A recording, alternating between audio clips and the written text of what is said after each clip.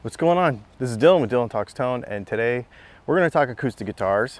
We're going to talk acoustic guitar technology, and we're going to do it by sharing with you my little walk around tour of probably my favorite acoustic guitar company right now, McPherson Guitars.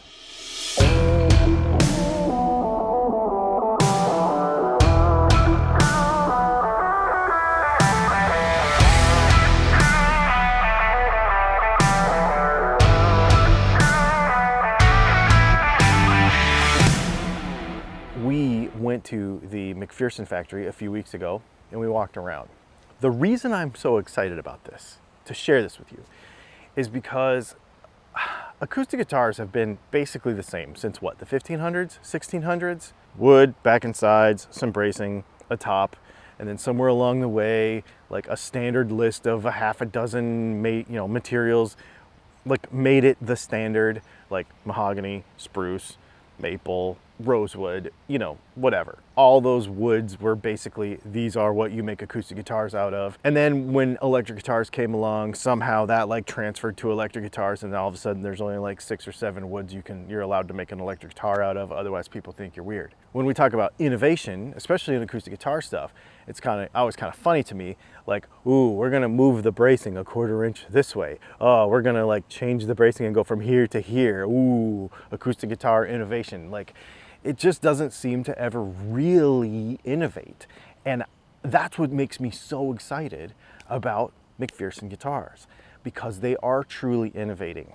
And I really, really like it. We're gonna get into that in a minute. And at the end of this video, I'm just gonna give you my thoughts on why I think basically every other brand, electric and acoustic, really need to rethink how they're approaching guitar building.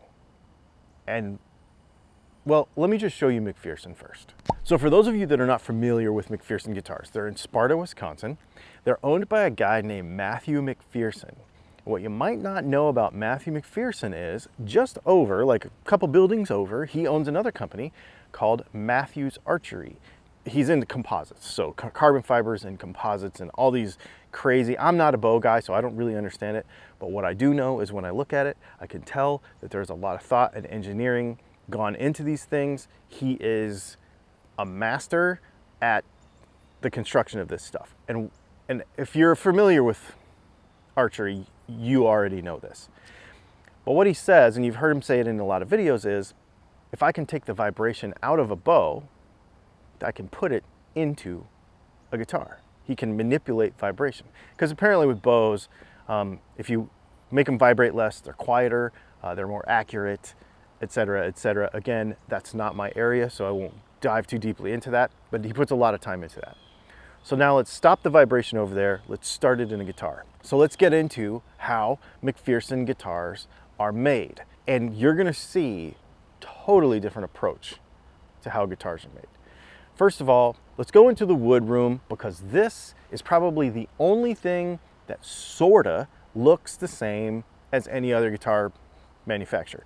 When you go in there, you'll see that they have tons of wood, beautiful stuff, a stack of rosewood, Brazilian rosewood, the day I was there, that they've had for decades. They've got beams of redwood. They've got all these beams of wood that they buy in complete beams. They've had them for like 20 years sitting in this room. What he did tell me is that they reject a lot of wood because they want the best of the best of the best for the McPherson wood guitars brand. They want the best of the best. So they actually reject a lot because they want them perfect. And you're gonna see as we go through this, everything is perfect. In my view, there's no such thing as quality control at McPherson Guitars, because every guitar is absolutely perfect. There doesn't have to be control. It's like everything is perfect all the time, period. That's just the way it is. It's crazy, above and beyond anything I've ever seen. So you have the wood room. You can go to McPherson Guitars. You can call McPherson Guitars, however, get in touch with them, and you can order a custom guitar. You can pick your top.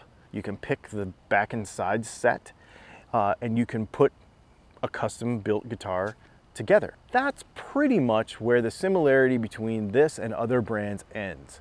because when we get into like the side bending and all of the tooling that it takes to actually put the sides together and build the box, it's unlike anything I've ever seen. Beautifully machined aluminum, very, very engineered. So they're like blending old world technology, but with new technology. Because they have the machine shop available at Matthews Archery, they are able to like make changes on the fly, re-engineer, and honestly, frankly, over-engineer all of their tooling to make sure that their guitar results are consistent every time. The other cool part about it is that Mr. McPherson can just like walk in on a Tuesday and be like, hey, I want to try something. I've been thinking while I'm in the shower or whatever. And he can make up an idea, come up with an idea, and because they have the internal machine shop with the archery company, they can just make a tooling change and make an improvement, like right on the fly. So here we have all of these tools, from the radius sanders to the vacuum tables to the CNC tables to all of the side bending and everything. All this machinery and all of the tooling is top notch. I've never seen anything like it ever. So they build the box, they put it all together, but when they're building the box, this is where the first part of the McPherson technology comes into play. Look at the bracing. The bracing is not just move it a 1/4 inch. This is phenomenal stuff. They call it Underpass Overpass bracing.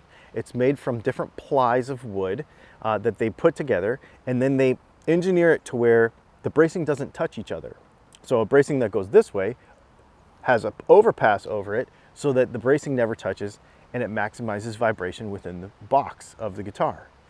The other thing that's very cool about this is that he can engineer the thickness and the order of the hardness of the wood and the plies that are in that bracing so that he can make changes to how the guitar vibrates based on what wood you choose. So now you are not set with any sort of, oh, it has to be mahogany, it has to be rosewood, it has to be whatever. They have all kinds of beautiful woods that they can use because he can actually engineer the sound of the guitar kind of on the fly and be able to select these. He has a few different sets, I guess, of bracing that can be used to complement whatever woods are chosen for that guitar.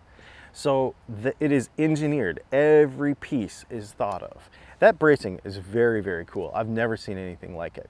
Speaking of the quality, while we're here, there is no glue marks, there is no pencil marks, there is nothing. Everything is perfect. Once the box is made, then they put a finish on it. They use a polyester finish, which I found very interesting. A lot of people are gonna jump up in arms and say, why don't they use nitro?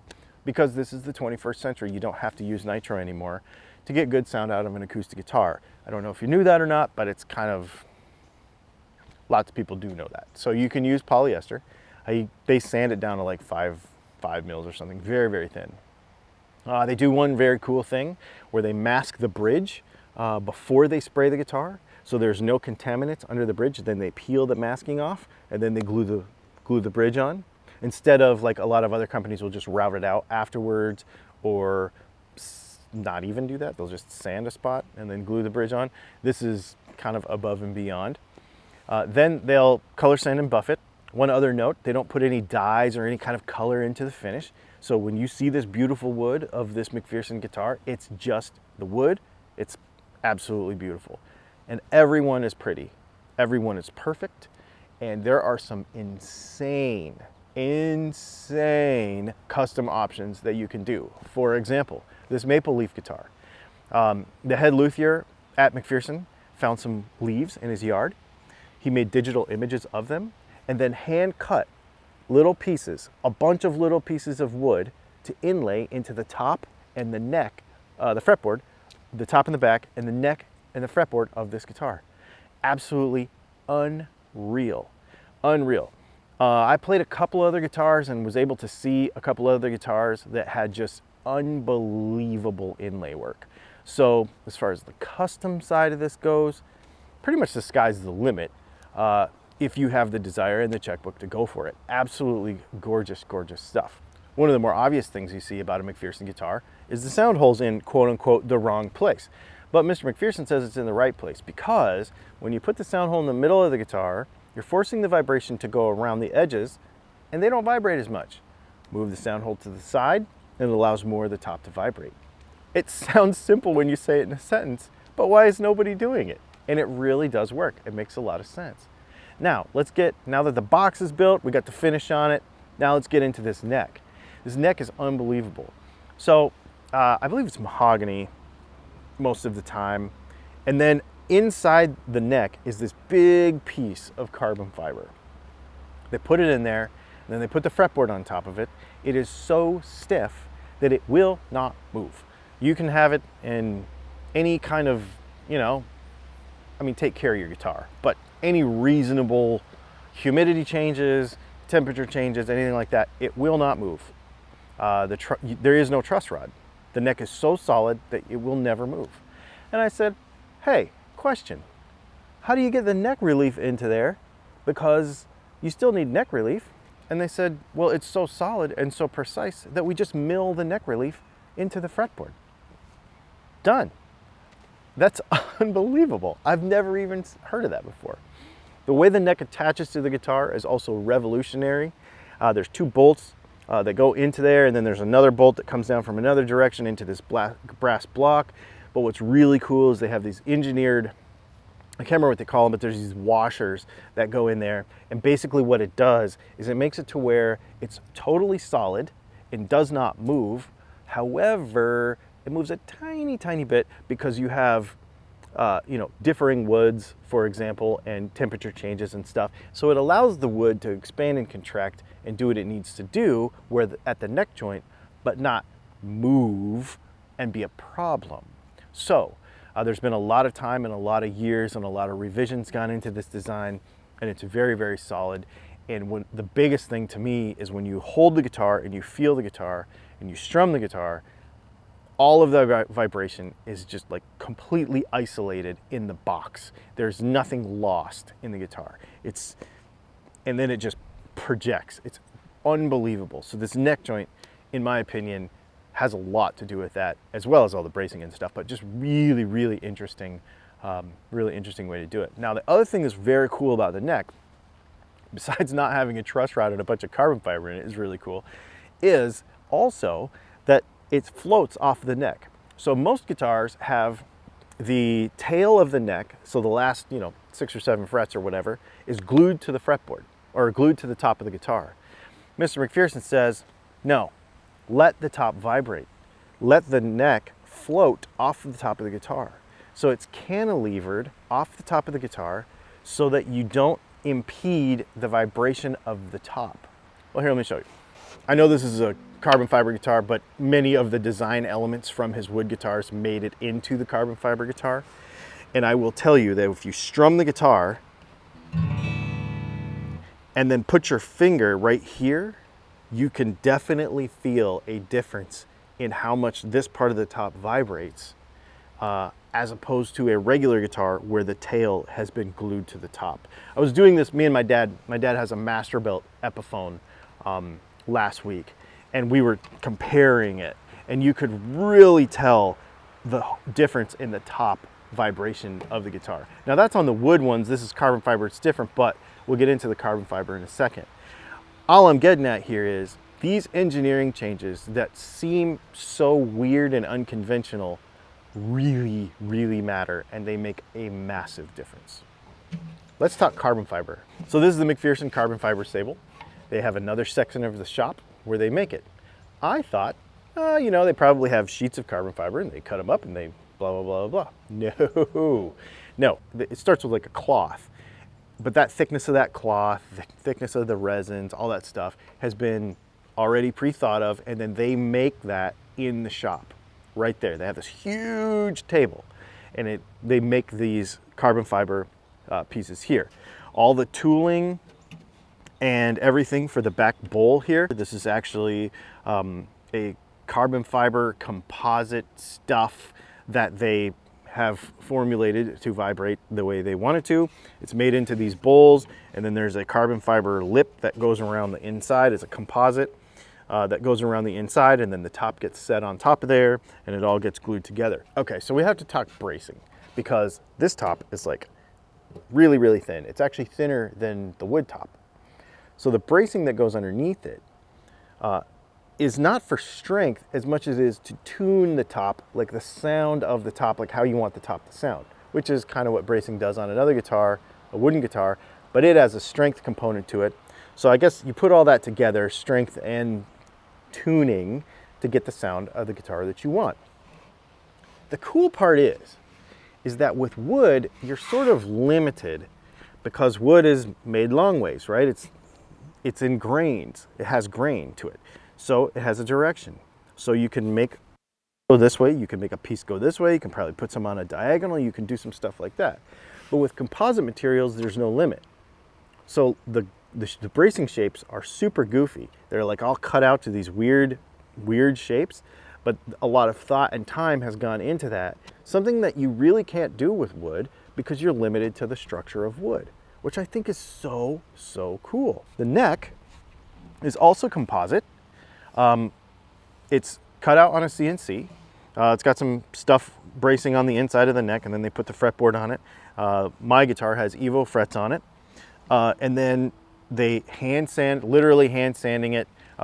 Using a DA first and then hand sanding. So this is all hand finish. Absolutely incredible. Same thing, no truss rod, solid. Same thing, cantilever neck. Same sound hole concept, the whole kind of thing. Really, really cool. And once the guitar comes together, then they do all the setup on it just like normal. Fantastic, fantastic guitars.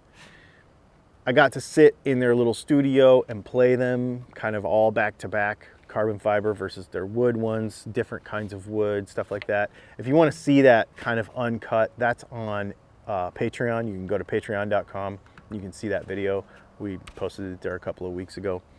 Really, really cool stuff, man. This has been a really cool experience. What I'm really excited about with this entire thing is the innovation. I know that these guitars are expensive. He says, it doesn't matter how much it costs, it doesn't matter what it takes, I want to make the best guitars ever. Okay, what I think is cool is I think these are the Formula One of guitars. Why in 2021, with the availability of technology, the availability of synthetic materials, are more guitar builders not diving all in? There is no reason why in 2021 there should not be more brains and more time being put into engineering a synthetic material to sound just as good or better than wood. It is possible. It wasn't possible 20 years ago, but it's possible now. I don't know why people don't do it. That's number one, from the builder side of it. Number two is from the consumer side of it, which this is, I think, the answer to question number one. Why aren't more guitar players experimenting and wanting synthetic materials? Now, I know wood is pretty, it is, but the way the guitars are engineered can change. Formula One, the aeronautics industry, bicycles, everybody, the automotive industry, everybody, medical, is constantly innovating. Right now, there is somebody in the shower having a brainstorm, bringing, literally this, I always brainstorm in the shower. I think this could make what I'm doing better. Bringing that idea to work tomorrow and making the world a better place and making a better product. Guitar industry is just not doing it like that, except for guys like this. There are a few, I suppose, but I think this is on the forefront of it. Why can't we do that? Why can't there be more Formula Ones of guitars like this thing right here? It's very cool. And it's a very cool thing to contemplate, think about, put it in the comments. Please be nice about it. And let me know what you think. Would you try something like this? And I don't want to hear, I played one 20 years ago, I used to have an ovation, etc. That's not what this is about. This is 2021. Not 20 years ago, not 10 years ago. This is 2021. So your experience that you had with unconventional build quality or unconventional, so your experience with unconventional building methods back then is not the same as it is today. It's a very interesting thing to think about. I want to thank McPherson for letting me go and walk around their shop. Very, very cool stuff. What an experience. Thanks for hanging out. Make sure you check out our Patreon because we do have some extended stuff over there. Make sure you check out our the join button thing down there. We got some sweet merch. You can check that out down there. All that kind of stuff. Thanks for hanging out, and we will see you in the next video.